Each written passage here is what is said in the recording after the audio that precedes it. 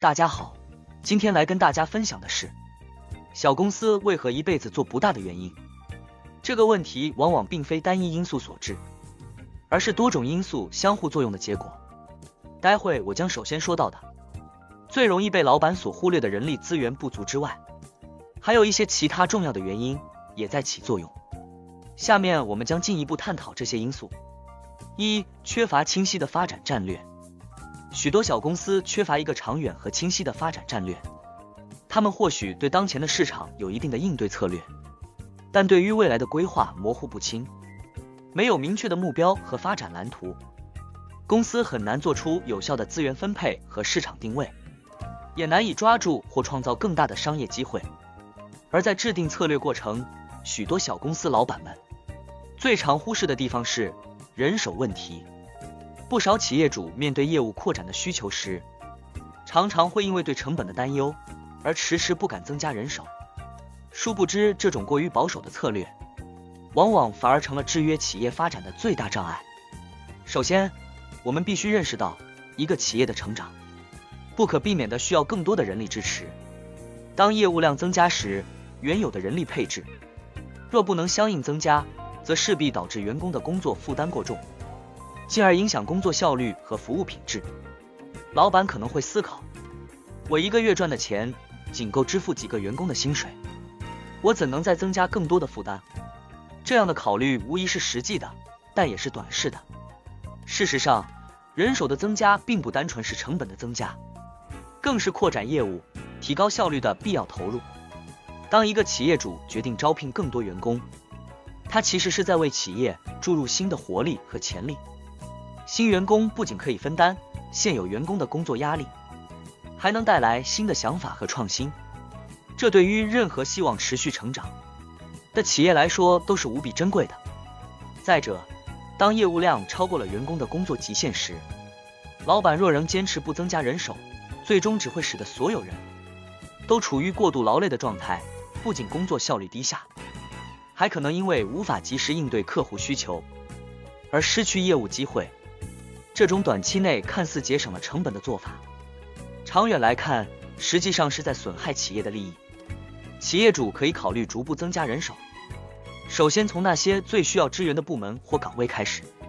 同时也可以通过提高现有员工的工作效率和技能，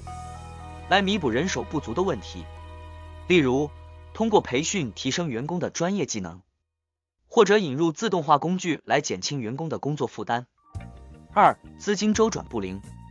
资金是企业运行的血液，特别是对于小企业而言，资金流的健康直接影响到企业的生存与发展。小企业常常面临资金短缺的问题，无法进行必要的市场推广、技术更新或扩大生产。当资金被困在存货、应收账款等项目中时，企业的应变能力将大大降低。三、技术创新能力不足。在科技迅速发展的今天，创新是企业保持竞争力的重要手段。许多小公司由于资源限制，难以在技术上进行大的投入，这使得他们在产品或服务的创新上落后于大公司和竞争对手，进一步影响了市场表现和业务扩展。以前的手机霸主诺基亚就很好的诠释这点的重要性，但也是跟他们当时的无知高层有着很大的关联。四、管理效率低下。小公司在发展初期，可能由于规模小、组织简单而运作灵活。然而，随着业务的扩展，原有的管理模式可能不再适用。如果不能及时调整，将导致管理效率低下。例如，决策集中、信息流通不畅、内部控制机制缺失等，都会阻碍企业的进一步发展。五、市场定位不明确。关于这点，我以一个真实案例来说明。我的一位朋友曾经开设了一家串烤店，他希望与众不同，不想将店铺经营成一般的10元串烤店，因此在食材和用料上格外讲究，自然价格也略高于市场平均水平。他的初衷是吸引社区中收入较高的顾客，希望能够攻占市场金字塔的顶端。然而，他没有意识到的是，真正处于金字塔顶端的消费者，通常选择在高档餐厅用餐，并不会光顾串烤店。而对于大多数人来说，高于平均水平的价格意味着只能在薪水发放后偶尔光顾，作为一种小确幸。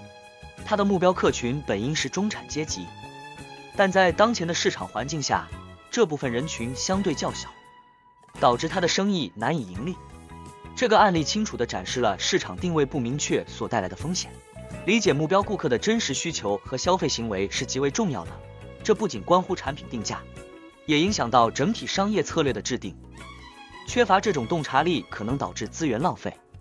并阻碍企业的长期发展。6. 忽视客户关系管理。客户是企业生存和发展的基础，建立和维持良好的客户关系对于任何企业都是至关重要的。小公司由于资源有限，有时可能会忽视客户服务和客户关系的维护，这可能导致客户流失，影响企业的长期发展。用简单的例子说明，今天一家公司逢年过节都会送礼，另一家除了正常业务外都不会联络，你是客户，你会跟谁合作呢？总结来说，小公司要突破生存与发展的瓶颈，必须全面深入地理解和应对这些关键问题。从明确的发展战略到充足的人力资源，从有效的资金管理、不断的技术创新，再到精准的市场定位和积极的客户关系管理，每一项都不容忽视。小公司的老板们需要从多角度出发，制定合理的策略，实施有效的措施，才能在竞争激烈的市场中找到一席之地。感谢大家的收看，我是小玄子，期待在下周的分享中再会。